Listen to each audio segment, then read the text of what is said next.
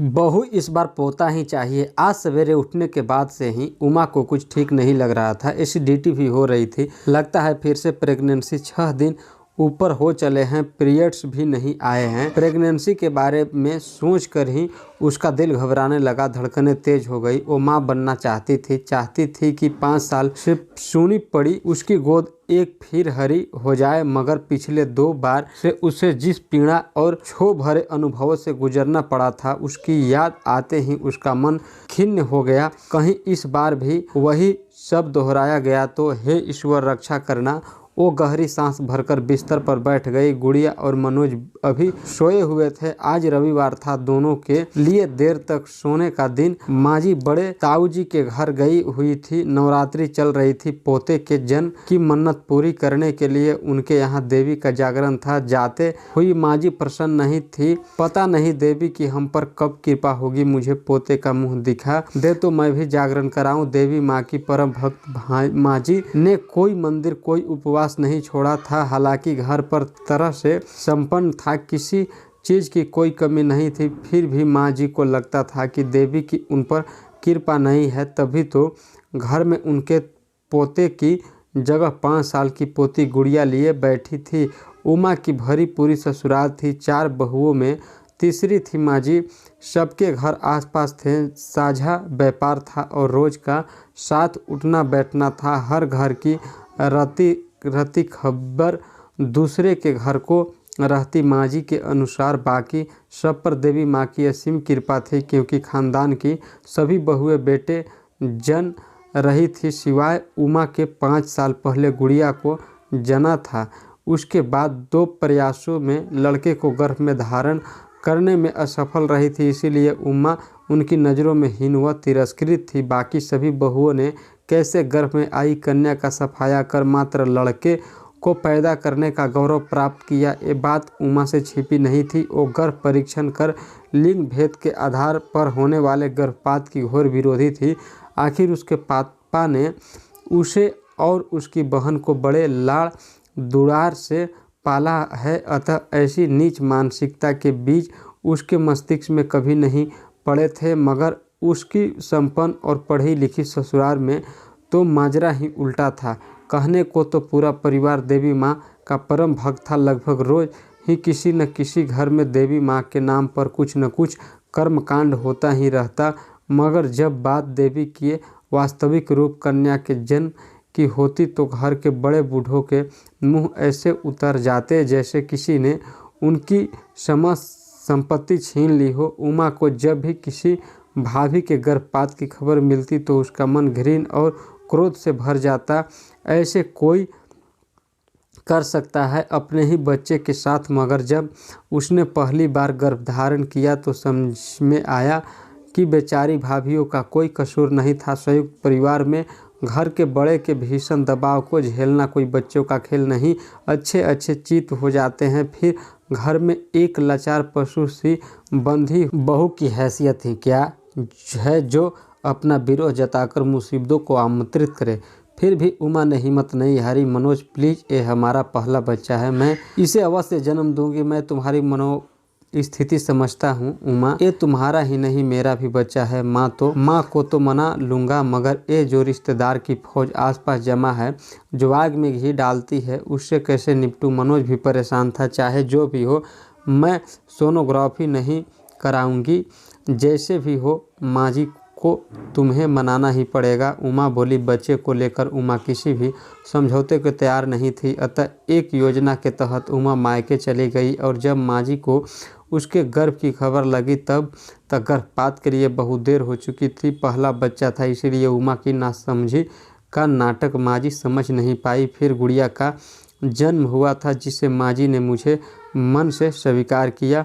उसके जन्म पर न तो कोई जागरण हुआ, न ही बधाई के गीत गाए गए। मगर उमा और मनोज खुशी थे। कोई और करे न करे, वो अपनी नन्ही सी जान को बेहद प्यार करते थे। 2 साल बाद उमा फिर गर्भवती हुई, पर इस बार माजी पूरी तरह से सजग थी। वो पहली भूल को किसी भी कीमत पर दोहराना नहीं चाहती थी। उमा की छोटी से छोटी हरकत भी उनकी पैनी नज़र थी।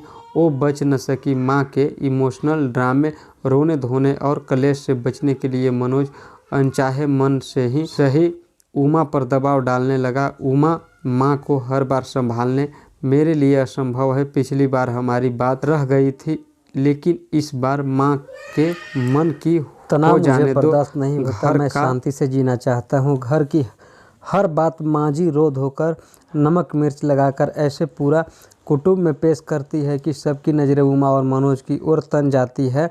रोज़ रोज़ के कलह से बचने के लिए उमा ने भारी मन से परिस्थिति से समझौता कर लिया था। तब से अब तक 2 बार गर्भहत्या का दंश झेल चुकी उमा फिर से उसी मोड़ पर आ खड़ी हुई थी। आप बीती सोचकर उमा का सिर भारी हो चला। वो रसोई में चाय बनाने चल दी। रसोई में काम वाली बाई सगुना बर्तन धो रही थी। चाय बनाते वक्त उमा को मिलती आ गई और वो बाथरूम की ओर भागी। का दीदी, कोई खुशखबरी है का? सगुना उमा की शारीरिक भाषा से उलझ गई थी। उमा ने उसे एक नज़र देखा पर कुछ न कहा। उमा की चुप्पी को हाँ समझ सगुना ने अपना अंदाज़ा पक्का मान लिया। चलो फिर ही है दीदी, गुड़िया कब तक अकेले खेलेगी? उसे भी तो कोई साथी चाहे। संखेलन वास्ते अकेले बच्चे का घर में बिल्कुल जी न लगता है। अच्छा, तेरे कितने बच्चे हैं? उमा ने चाय छानते हुए पूछा। कि कितने का? बस एक ही बिटिया है मेरी, अब तो सियानी हो गई है, 10वीं में पढ़े है। बताते हुए सगुना का चेहरा गर्व से चमक दमक उठा। क्यों दूसरा नहीं किया? उसके बाद का बताओ दीदी। इसके जन्म पर ही इतनी कलेश पड़ गई थी कि घर में इसके बखत धोखे से डॉक्टरी जांच करा दी मेरी।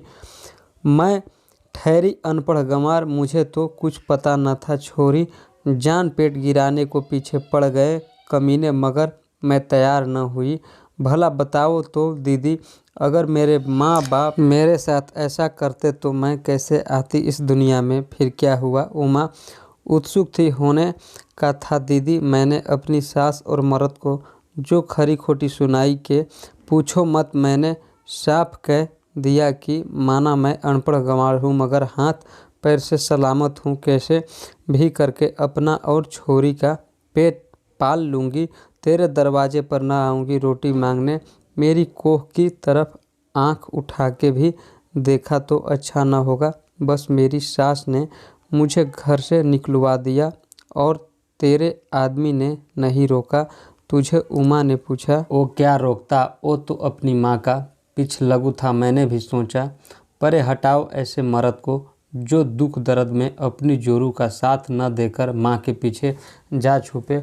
जो अब काम न आया, कुछ बुरी पड़े पे क्या काम आएगा? बस दीदी, अब तो खुद कमा खा रही हूँ और बिटिया को पढ़ा लिखा रही हूँ।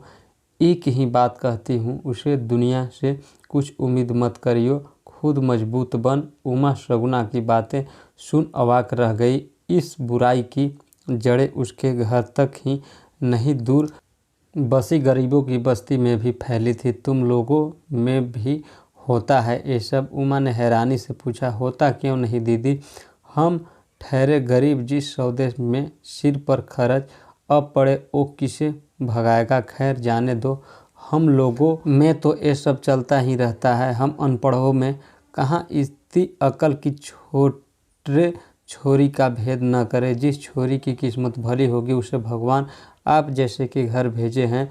अपनी गुड़िया को ही देख लो, रानी बनकर राज करे है घर पर। सगुना दर्द भरी आवाज़ में बोली। सगुना की आखिरी बात उमा के दिल को तीर कर तरह भेद गई।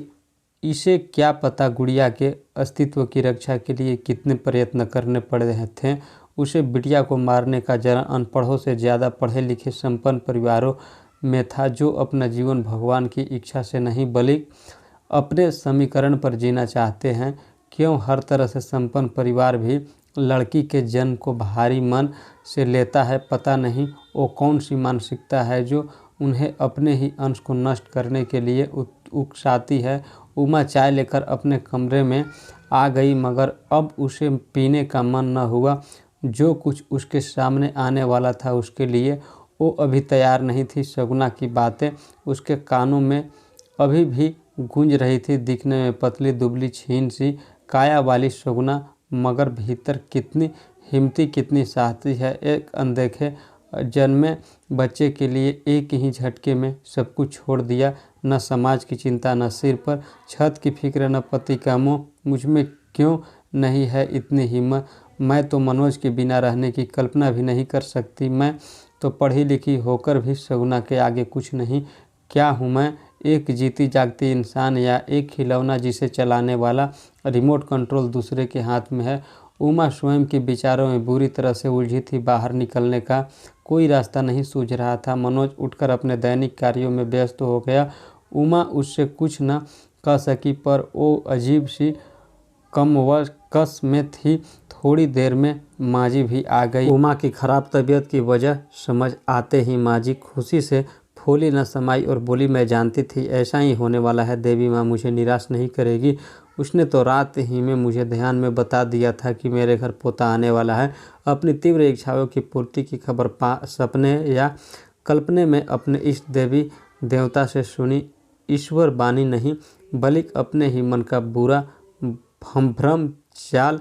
ये बात माजी नहीं समझती थी। उमा की पिछली प्रेगनेंसी में भी देवी ने उन्हें सपने में आकर पोती की खबर दी थी, जो बाद में निर्मूल सिद्ध हुई थी। मैं गीता को फ़ोन कर देती हूँ, वो समय पर जांच कर लेगी। माँ की बात सुन मनोज ने निर्विकार भाव से उमा की ओर देखा। उमा ने के मन की पीड़ा उसकी आंख में साफ झलक रही थी, जिसे समझकर भी वो कुछ न कह सकी। उमा को तीसरा महीना चढ़ चला था। माजी ने उमा की सोनोग्राफी का अपार्टमेंट लिया हुआ था और परिणाम अनुकूल न होने पर गिराने का इंतजाम भी पुख्ता था। वैसे तो हमारे देश में लिंग परीक्षण अपराध की श्रेणी में आता है, मगर कुछ अतिरिक्त सुविधा शुल्क देकर कौन सी ऐसी सुविधा है जो खरीदी नहीं जा सकती है। उमा के साथ क्लिनिक में मनोज को न भेजकर माजी स्वयं जा रही थी, क्योंकि उन्हें अपने बेटे का पर पूरा भरोसा न था। कहीं उमा की बातों में आकर पलट गया तो उसकी उम्मीदों पर पानी फिर जाएगा। उमा की सोनोग्राफी हो चुकी थी। आशाओं पर एक बार फिर पानी फिर गया था, मगर वो नियति के आगे घुटने टेकने को तैयार नहीं थी। जैसे जैसे गर्भपात का समय पास आ रहा था, उमा की बेचैनी बढ़ती जा रही थी। उसका अंत चित्कार रहा था, मत ए होने दे, ए अनर्थ। उमा बहुत हुआ, कब तक यूँ अपने ही खून की हत्याओं का पाप ढोती रहेगी? क्या तू सगुना से भी कई गुजर थी? जब वो अपनी कोख की रक्षा के लिए सब कुछ त्याग सकती है तो तू क्यों नहीं? क्या होगा ज़्यादा से ज़्यादा यही न कि तुझे घर छोड़ना पड़ेगा, मगर अपनी बच्ची को कम से कम जीवित तो देख पाएगी। वो नन्ही सी जान पूरी तरह से तुझ पर आश्रित है। सोचती होगी कि मैं अपनी माँ की कोख में सुरक्षित हूँ। मेरी माँ तो कोई मेरा क्या बिगाड़ सकता है? चैन से सोई होगी।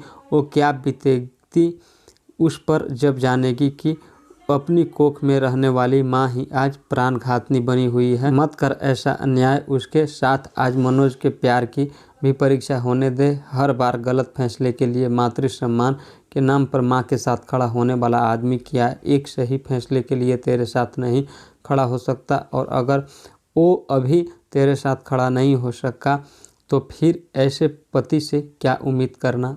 वो तो जीवन के किसी भी मोड़ पर तेरा साथ छोड़ सकता है। तू इतनी असंख्य भी नहीं कि अपनी बचिया का भार न उठा सके। बस जरा सी हिम्मत कर उमा। उमा चलिए। नर्स की आवाज़ सुन उमा का शरीर जैसे काठ का हो गया। जैसे तैसे वो खड़ी हुई, मगर पाँव नहीं हिला पा रही थी। यह मुझसे नहीं होगा माजी, मैं यह नहीं करूँगी। कंठ में फंसा निर्णय पूरे आवेश के साथ बाहर निकला। मनोज जिस कलेश के आगे नतमस्तक था, वो आज पूरे उफान पर था। बहुए घर बसाने के लिए होती है, उजाड़ने के लिए नहीं। मेरे वंश का खात्मा करने पर तुली है। एक कह देती हूँ मनोज, या तो इसे समझा ले, वरना इसका हमसे कोई नाता नहीं रहेगा। माजी गुस्साई आवाज़ में बोली, न रहे तो न सही माजी, मैं इसके लिए तैयार नहीं हूँ, मगर इस बार अपनी कोख पर आँच न आने दूंगी। मेरा निर्णय नहीं बदलने वाला। आगे जैसी आपकी मर्जी। मैं आज ही यहाँ से अपनी बेटी को लेकर चली जाऊंगी। उमा की वाणी और भाव दोनों शांत थे। अनवरत मानसिक द्वंद्वों के तूफान एक निर्णय पर आकर ठहर गए थे। अब वो हर परिस्थिति का सामना करने के लिए तैयार थे। कोई कहीं नहीं जाएगा माँ। उमा ने जो किया ठीक किया। मैं खुद भी यही चाहता था, मगर न जाने क्यों चाहकर भी साहस नहीं कर पा रहा था। अपनी 2 बेटियों की हत्या की गलानी अभी तक है मुझे।